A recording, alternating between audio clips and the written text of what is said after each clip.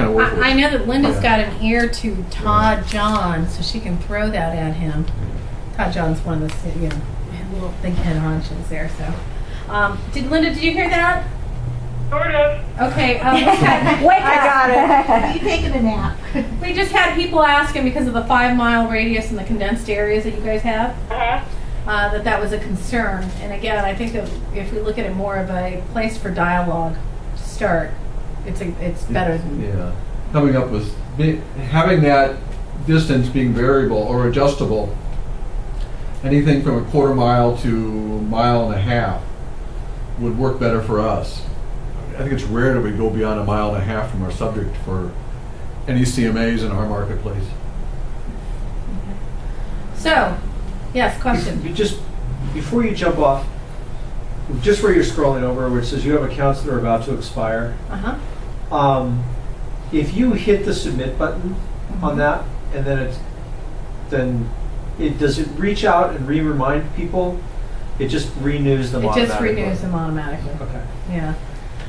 Folks, the reminder to your client is only after it's expired. Like, oh, your account expired, please contact your agent, or a day before. And it tells them to contact you. Okay? So it doesn't just like leave them in limbo. It just says your time limit has expired, please call your agent. But if you read your morning report, it's going to tell you whose account is expiring. So you can actually renew it right from there as well. Now, I have to give you a little background here because this is a great point. If you're not looking at Listing Book as like a huge pipeline of business of where you can put thousands and thousands of prospects, you should. We have one gentleman who dropped in 34,000 names under prospects so that he can see when people were interested in real estate. He didn't have to go doing the traditional prospecting.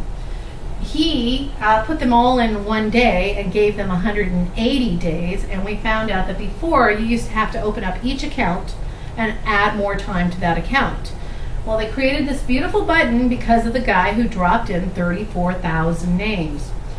So that it will actually renew if you had 10, 20, 30, 34,000 all at one time for you. Okay, so now it's gone. Notice how that message is now gone. So that's why you use it. So again, by reading your morning report, you can actually use it. In fact, that's a great little question. I'm going to show you where you can renew for clients individually. If I open up Jane Gardner and I take a look at her folder, now remember, you just need one folder for buyer, seller, investor. You don't have to create 2 different folders. You just do it under one. If I go down to their account information, well, let me find somebody who's got an account. I deleted their account for some reason. I don't know why, but I did. So let's see this one, Melissa. Okay.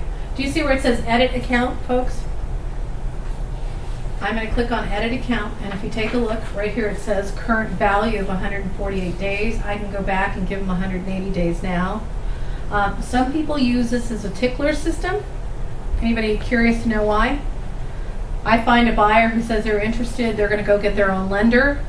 I can then put this at 30 days. It will remind me to talk to them whether I have or haven't to see where that lender progress is. Okay, so it's a great way for it to remind you, hey, it's been 30 days that you've had Joe in the system. He's searching. Follow up, get his loan information. Okay, so I'm going to go ahead and leave it at 180 days. And if you notice, I will also give them pending information, make sure they have days on market, and then hit save and close. Okay, any questions so far? And that was under the account information. All right, so let's go back to the front page and talk a little bit more about getting these listings. Now, I'm going to go in and show you how easy it is to promote a listing. And I'm going to show you where it shows up as well. If you take a look, all I have to do is choose which property I want to promote. So if I wanted to promote this property, I click here. Now the system's going to go, wow, Ida, do you want to do an open house on it, or do you want to do a featured house or a featured listing promotion? An open house is exactly what that means, open house. We have had people that have actually clicked on open house, and we've had complaints at our corporate office that nobody was there holding the open house. They wanted to see how many people were interested, but then they didn't even show up to the open house. So I wouldn't suggest doing that unless you're going to hold the open house. Featured listing. This is for a brand new listing. If I wanted to make sure that people got a great view of it and got to see the property, woo, this is what I would do. Or this is a property that's been on the market for a month and a half, and I kind of want to do something like they do in retailing. I want to position the property on top of all the other properties so people are reminded that this property exists. So I'm going to go ahead and hit a feature to show you how that works. I'm going to open up this window. Now it's telling me, here's your property. Welcome to the property promotions. Your featured property is analyzing 402 active buyers looking for this home. Woo-woo. Well, and it tells me how many potential buyers for this home. This is what it's searching off of. So, okay, great. I'm going to go ahead and click on next. Now, in the listing book, they like to ask you questions over and over. So here is the property. Now, if I wanted to feature this property every other week and spend that time to do it, great. I could actually even do them ahead of time so that I don't have to worry about when I'm going to promote it. I could be on vacation and the promotion can happen while I'm gone. So if I decide I'm going to start the promotion on the 7th for 7 days, and it says, what would you like to do? This is a featured listing. I can say for sale, for rent, festivals of homes, community lot, below tax value. There's all kinds of little things that I can actually say. Waterfront, all kinds of things. And I'm just going to go ahead and leave it here, featured listing. Click next. Now, here is when it's going to start, what it's going to do, and if I choose to go next. Welcome to featured listing. It's so long. Welcome. Now, if you take a look, it's showing me here's a property. Now, do you want me to send announcements? Now, this is to the seller. Now, remember how I told you things just automatically will happen? It says, do you want me to send an announcement message to the seller so that they know that we're doing this? Sure. Here's the seller's name. Send the featured listing analysis report. That means after the 7 days, it will automatically send that analysis report to the seller so that you can go over and say, gee, Mr. Seller, we sent it out to 500 people. 300 people looked at it. It's been 2 weeks and nobody's called on it. We may be priced still a little too high. And they get it because they start to see what's going on. Click on next. And it's telling me that I've actually bought extra points. We call them tokens. So you can actually buy these ahead of time to do them. So I'm going to click next and then close the window. And now that property is going to show up, and all of the buyers who are searching for it, if they did a quick search, it'll show up with a star and position it to the side.